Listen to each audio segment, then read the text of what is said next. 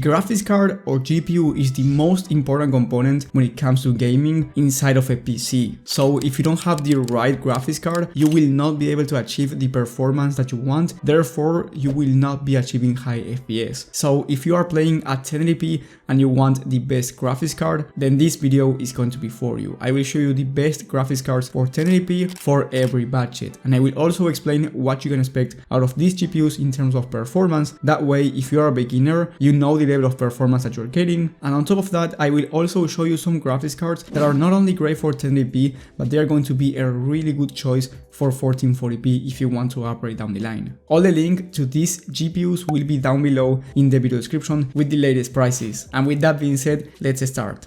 If you are working with a tight budget, I recommend you buying either the RX 6600 or the Intel Arc A750. The RX 6600 at the moment is going for $220, while the Intel Arc A750 is going for $210. Both of these GPUs are going to deliver excellent 1080p performance, 70 plus FPS on average on high to ultra settings. In fact, on a 15 game average at 1080p from TechSpot, 6600 was able to average 71 FPS on high to ultra settings on high demanding titles, and the Intel Arc A750 is about 10% faster on average, so we can expect about 78 FPS on average, and it's also $10 cheaper. But I must say that the drivers are well optimized in the RX 6600, while the drivers on the Intel Arc A750, even though Intel is improving, is not the best. So if you want to play games on day one and expect the best performance, then get the RX 6600, but if you are a PC enthusiast, then get the Intel Arc A750. With the right CPU, you can play esports titles here at above 144 FPS on average. And I'm talking about games like Valorant, CS2, Fortnite, Minecraft, and games of that nature. If you want a mid-range 1080p GPU, then I do recommend you buying the RX 6650 XT or the RX 7600. The 6650 XT is $250,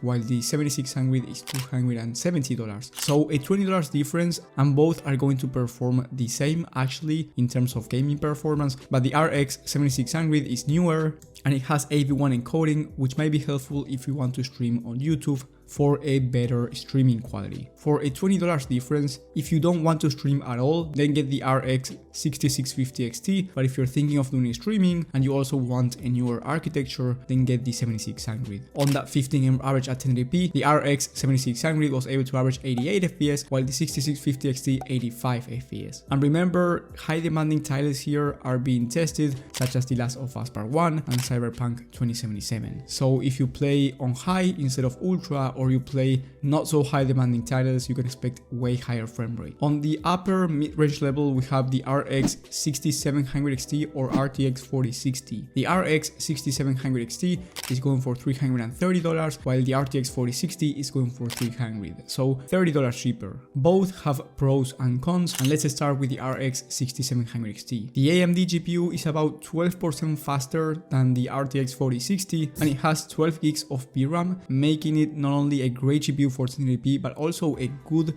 GPU for 1440p high. On a 15 game average at 1080p, the one that I've been mentioning throughout this video, the 6700 XT was able to average 103 FPS and over 74 FPS at 1440p. So if you want to upgrade to 1440p down the line, it's actually a great choice. And for 1080p, you are getting a maxed out ultra experience. And then the RTX 4060 is $40 cheaper, is more power efficient, and it has AV1 encoding. Here, my recommendation will be, if you are on a tight budget and you do not want to go over $300, get the RTX 4060, especially if you want an Nvidia GPU and you're going to stay at 1080p resolution. Also, if you want to do streaming and you want a better streaming quality, because the 4060 has AV1 encoding. Now, if you want a more future-ready GPU, then the RX 6700 XT is your choice because it has 12 gigs of VRAM. Therefore, if you want to upgrade to 1440p down the line, it's going to be the better option. Not only that, but it's also better in terms of rasterized performance, so it's a faster GPU. To be honest, you cannot go wrong with any of the two if you're going to play at 1080p, because you're going to get great performance anyway. And then if you want a high-end GPU for 1080p resolution and you want to upgrade to 1440p and have great frame rates down the line, then I recommend you getting the RX 6800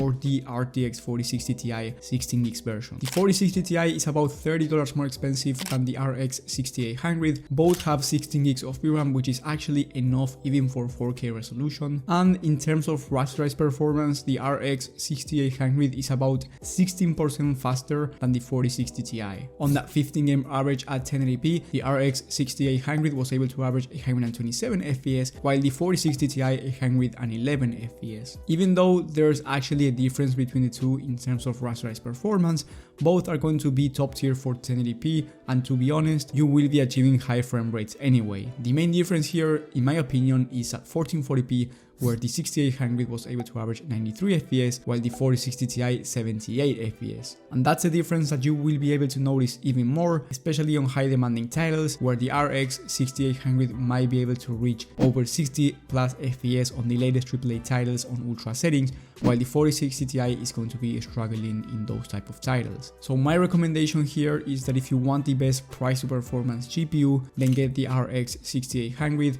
because it's cheaper and 16% faster. But if you must have Nvidia, or you want AV1 encoding, a better level of ray tracing at 1440p, or maybe you want to play with DLSS, which is the Nvidia upscaler technology that's known to be better than FSR, which is the AMD upscaler, then you can pay the premium and go with the RTX 4060 Ti. So it really comes down to your budget and your needs. However, you have to keep in mind that in order to get a great gaming experience, not only the GPU is important, but also the CPU, because you do not want to bottleneck your GPU for the best gaming experience, and the entire system is very important if you want the best gaming experience overall. For that reason, I highly recommend you watching my video on the best complete PC builds of the month. You will have that one in the top right of the screen, and there you will have a PC for every budget and every resolution: 1080p, 1440p and 4K. Thank you guys for watching, thank you for the support, and I will see you on the next one.